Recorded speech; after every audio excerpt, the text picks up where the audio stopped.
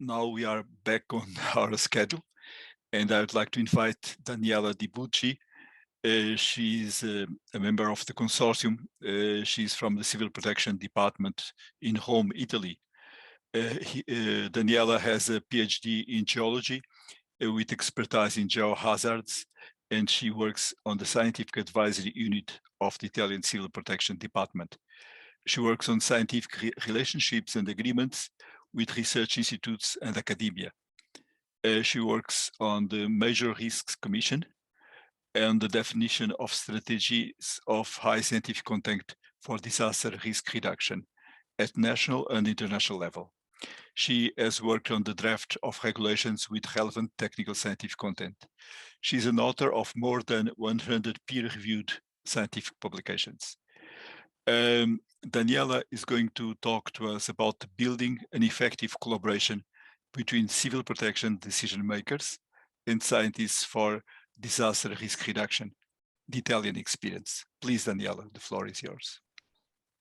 Thank you very much. Thank you for this opportunity to present the activities of Italian civil protection in this field. Please tell me if you can see the screen. No, Daniela.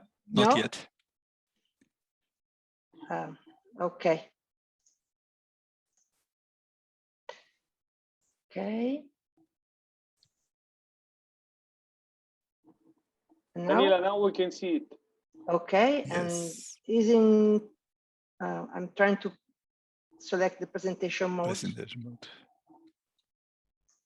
Okay, can you see the screen now? Yes, excellent now. Okay, perfect. Thank you. So let's start with a few concepts. The first one is who are the participants to the management of risk reduction in civil protection in Italy. Here we have two fundamental pillars that are the technical decision makers, that are, for instance, people who work in the civil protection department, but not only us, and the scientific community. And above these two pillars, we have the political decision makers who have to take the most important decision, who represent the political willingness, and who support the activities according to their electoral mandate. In our level, the technical decision makers manage the entire risk cycle, so forecasting, prevention and preparedness, emergency management, and emergency overcoming. And the scientific community is with us and provides data, products, models, scientific information, advice to support the decision-making process. In our field, the importance and the role of the two communities are reciprocally acknowledged, but how to implement the interplay between us, it's another matter, of course. Let me say that there are many examples of interaction between science and decision-making civil protection in the world. Many European countries have their committees and their expert groups that have been appointed by the national authorities. And also countries outside Europe have advisory councils, committees, national academies, and scientific advisors.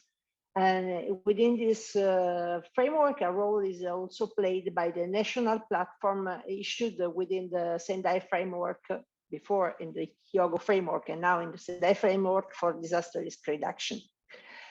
In some cases, there are formal agreements between emergency or civil protection agencies and geological scientific institution, like in the United States. We have the Federal Emergency Management Agency that has a formal agreement with the Geological Survey of the United States.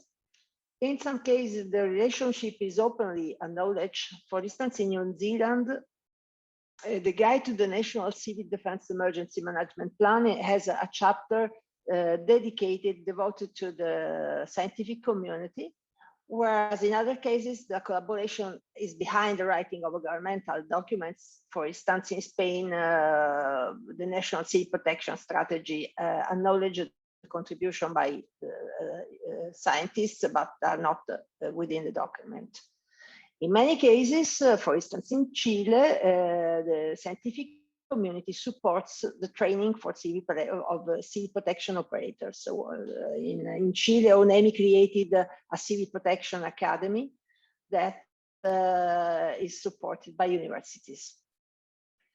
In Italy, the civil protection world manages several kinds of risks that by law are divided in two main groups. The first group is, you can see my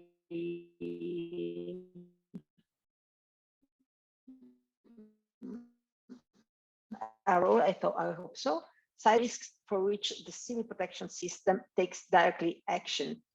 And there are other risks, however, chemical, nuclear, radiological, and so on, for which there are other bodies that are responsible, and because they have been identified as responsible by law, and on which, however, civil protection takes action when needed in any case. And one example is the health risk, and that's the reason why in Italy, the civil protection system supported the management of the COVID-19 emergency. In Italy, civil protection is a service, so it's a complex system. It is a multi-level system with distribution responsibilities. It is coordinated by the Civil Protection Department, that's my administration, that's part of the Prime Minister's office, and is ruled by law by the so-called Civil Protection Code, that is a legislative decree that has been issued, was issued in 2018. There are many subjects that make up the system.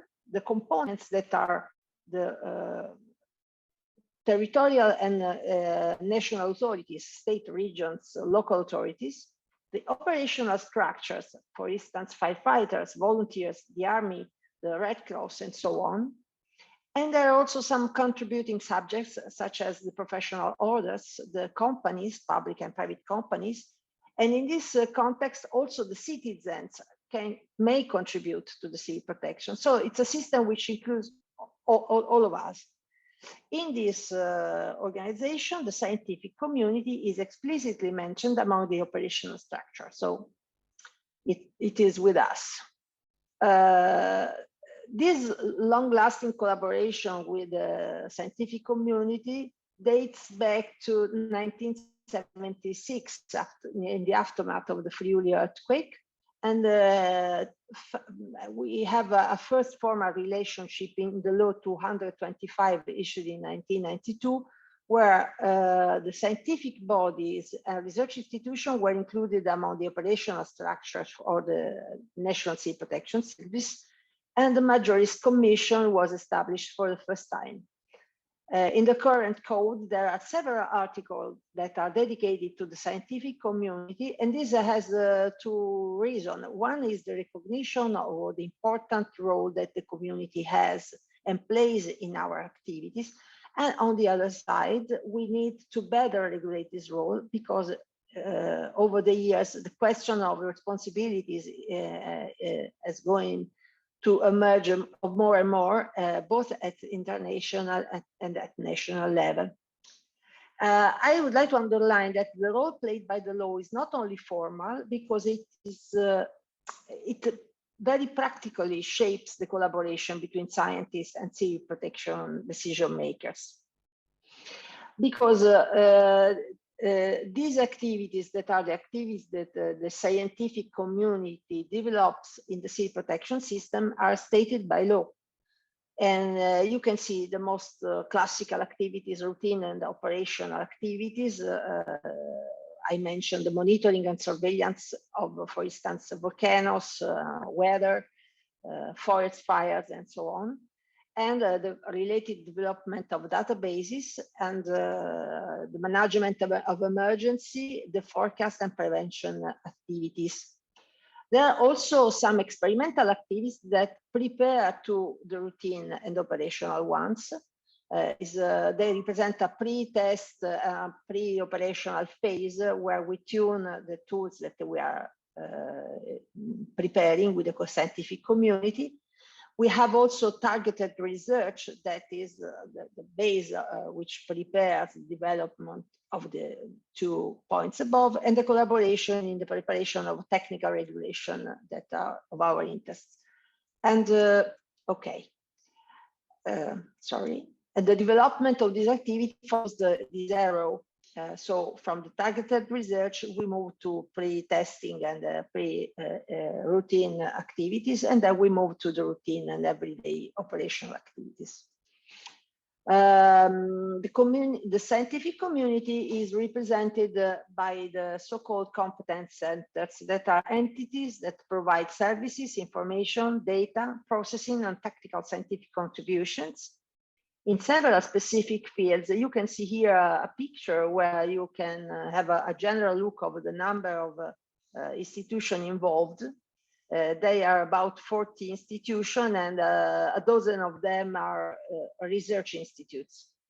And to be competent centers, according to the code, these research bodies and institutes, consortia and university structures have to own and make available knowledge and provide products that can be integrated in civil protection activities. A particular emphasis is placed on the possibility of establishing networks of competence centers, and the DRR that Andrea Prota presented before is one of these networks. Which are the contributions that science can provide with civil protection? We have permanent activities of civil protection and finalized research. Both these activities have been just described, are carried out by competence centers, and are generally funded or co-funded by the Civil Protection Department, and also by the regional civil protections in cases. Then we have permanent commission, permanent scientific commission. This is a general description, but we have the most important one is the Major Risk Commission, that is the advisory body of the National Civil Protection Department. We can have a commission also that we issue on specific subjects. For instance, we worked with a scientific commission to work on the Vesuvio volcano civil protection emergency plan, or for instance, after the earthquake in L'Aquila in 2009, we issued a commission to establish if there was any possibility to forecast or to predict the occurrence of earthquakes. Then we often have to manage research funded by the other subjects that is of interest for civil protection purposes. Other subjects are other institutions at national level, but are also European projects, and that's also the reason why we are here in some way. And finally, there are many spontaneous research works carried out by single researchers or small groups of research that in some cases touch topics of civil protection interest, and that have to be managed with care. Of course, it's often difficult to keep separate the contribution of scientists and those of decision makers because we interact continuously. The process of decision making is fueled by this feedback interaction. And so with this continuous contact between the two parties, distortion of the roles may occur and imply some confusion and some undue responsibilities in the decision. And there are many cases in this can occur, especially if some of the participants or some of the parts of the decisional process do not or cannot accomplish their task or go beyond their role. An example is given by the political decision makers who, when they do not decide which is the acceptable level of risk, are 10 victims per year too much acceptable? This is a decision that the political level doesn't like to take. Or in other cases, we have the scientist community that suggests to the civil protection operator to move tent camps from one side or to the other one of the country that is not among their competencies. One possibility to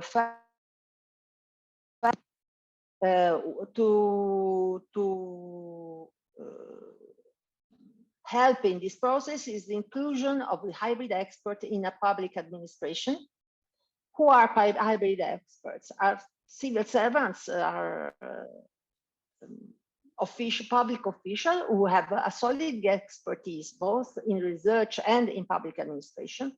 So they can understand and they can use the language of the two fields and have an expertise that is recognized by both the scientific and the decision-making communities, and therefore are called upon to play an interface role, because they can link the demands and expectation and the short time scales of the decision makers, especially during an emergency, and the data, the information and uncertainties than the usually longer time scales of scientists.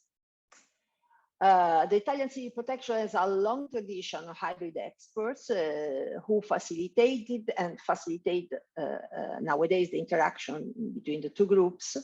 And this is a list that I don't want to go into detail, but I want to show you concerning the kind of hybrid experts that have worked in the civil protection system in the last 3 decades.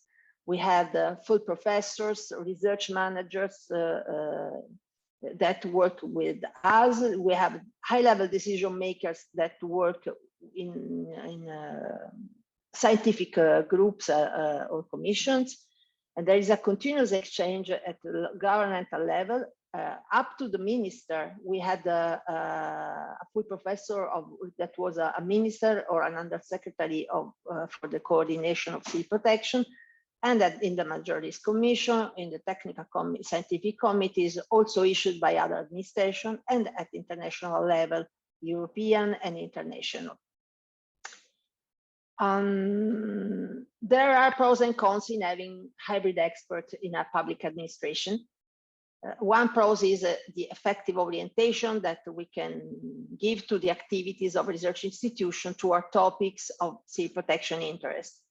And in this way, we can fully exploit the best scientific advances for our purposes. On the other side, a certain amount of interference in scientific matter by a non-scientific public administration is possible. And this, for this, a public administration might give up the interface action carried out by hybrid experts to keep scientific advice and decision making, therefore responsibilities, separate.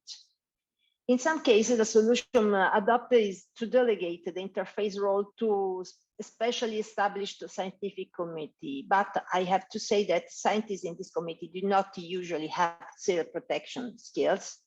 And in this way, the public administration loses its role of guidance and coordination. And this is assigned in Italy, this is assigned by law to the Civil Protection Department. From a European perspective, the relationship between science and decision making is established since 1313 decision in 2013. This is the decision that establishes the civil protection European mechanism. And the law talks about a training network. So there is an involvement in the training of the operators to manage the emergency all over Europe.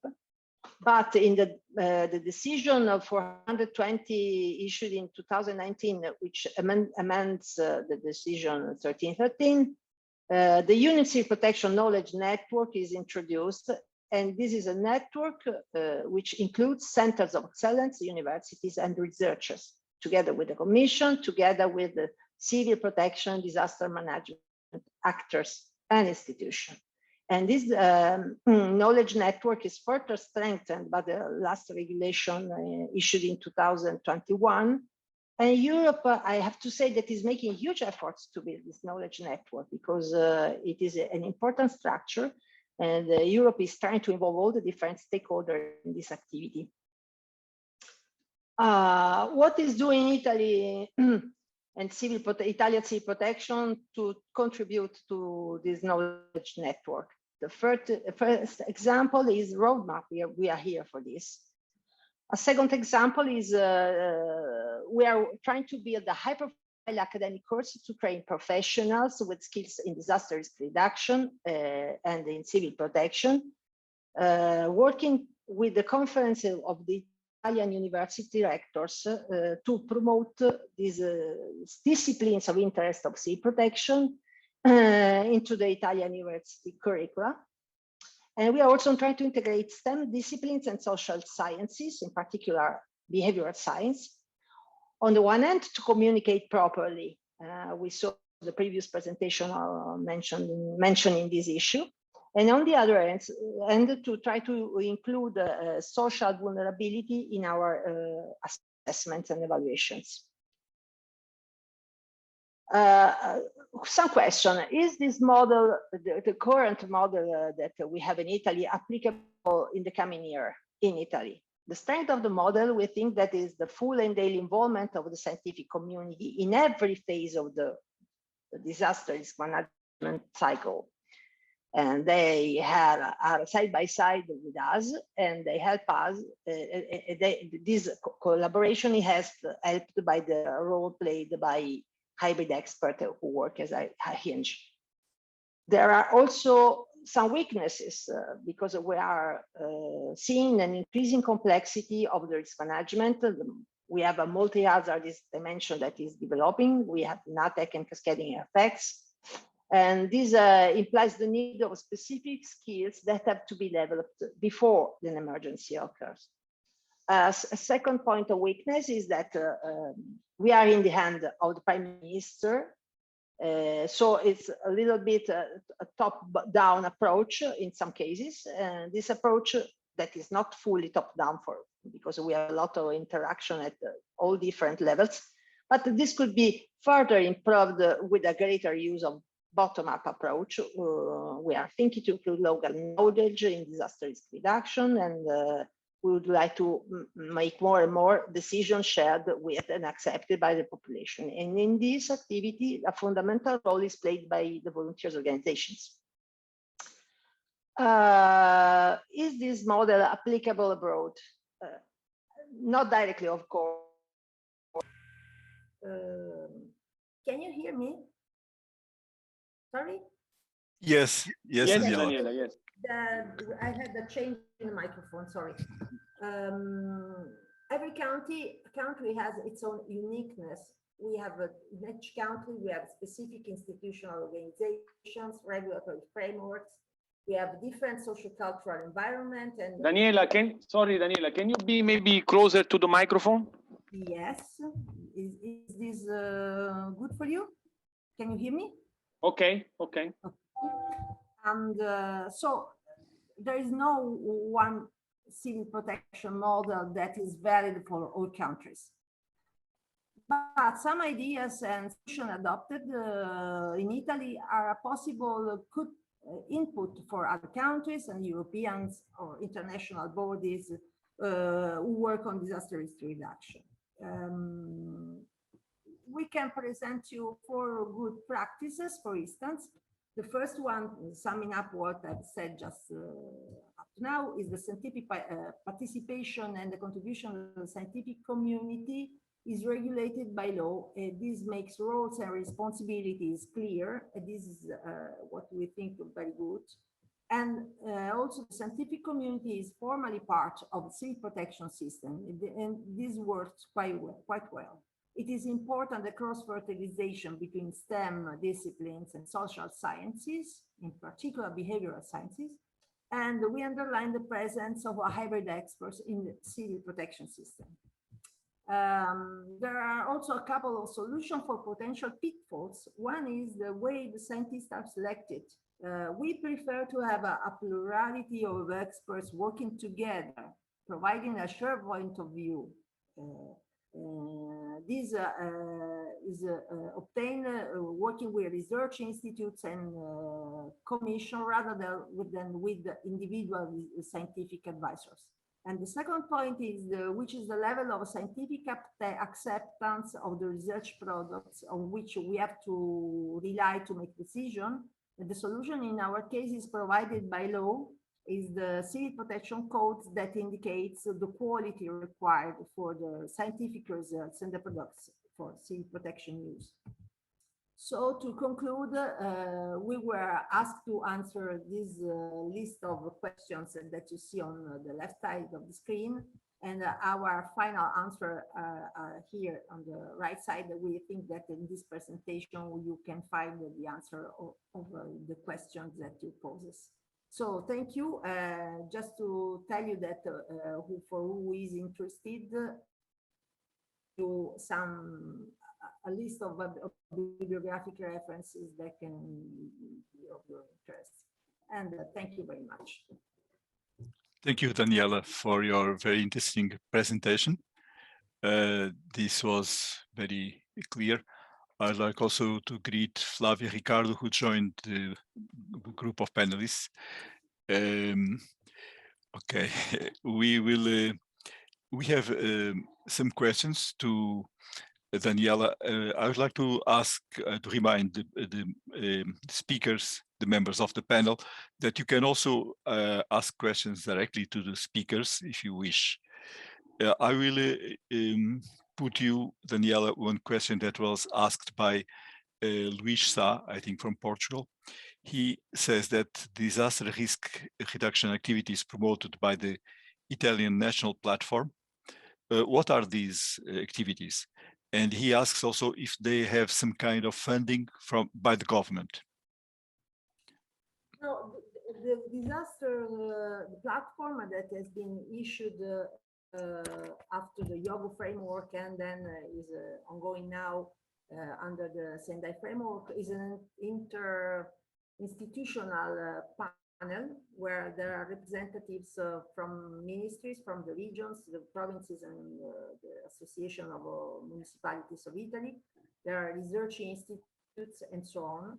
And we are trying to work together to establish some important documents, such as the national risk assessment that we have to provide with the European Commission, or the capability management assessment, that is another document that we have to provide due to the decision 1313.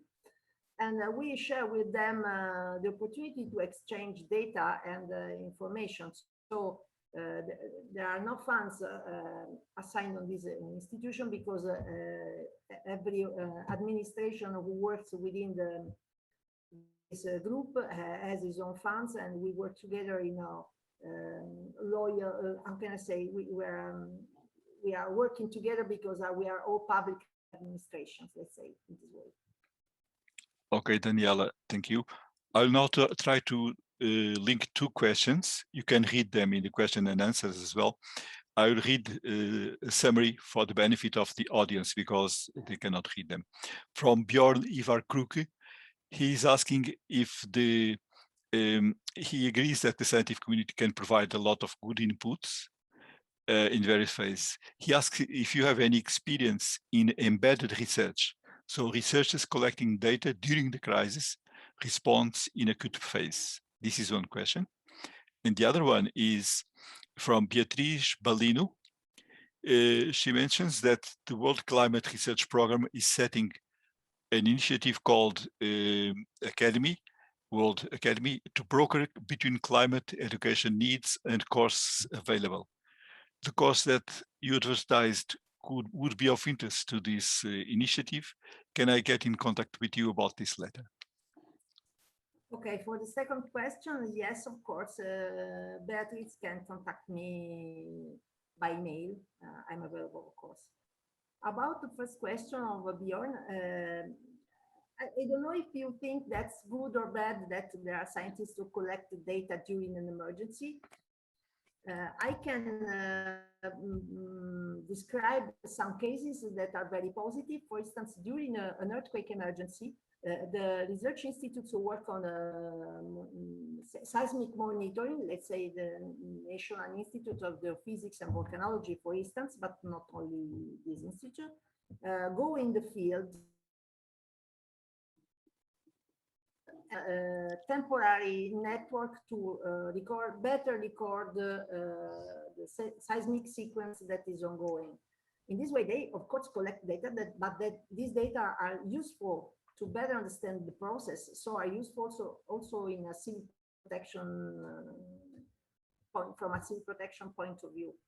And also, I see here and there, many researchers make surveys on the conditions in which the buildings are, if the buildings are damaged or not, or for instance, churches, or palaces, or other important buildings and infrastructure. And while they are doing this kind of assessment, also they collect data, but it's, yes, it's good. We are very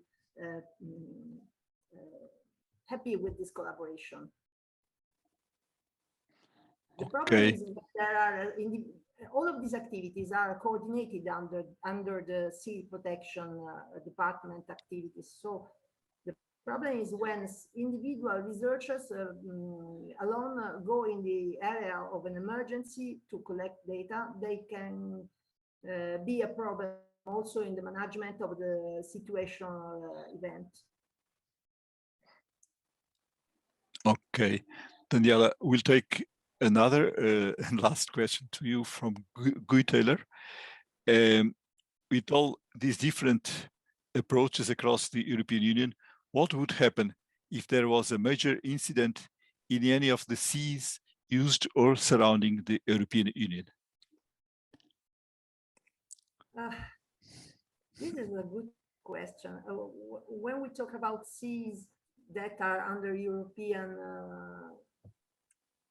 regulations, is the European mechanism, the sea protection mechanism, who operates supported by the member states. The mechanism is preparing to address multinational emergencies, both on land and in the seas. When you are in seas that are outside Europe, the coordination role is generally carried out by the United Nations, and Europe cooperates with the United Nations.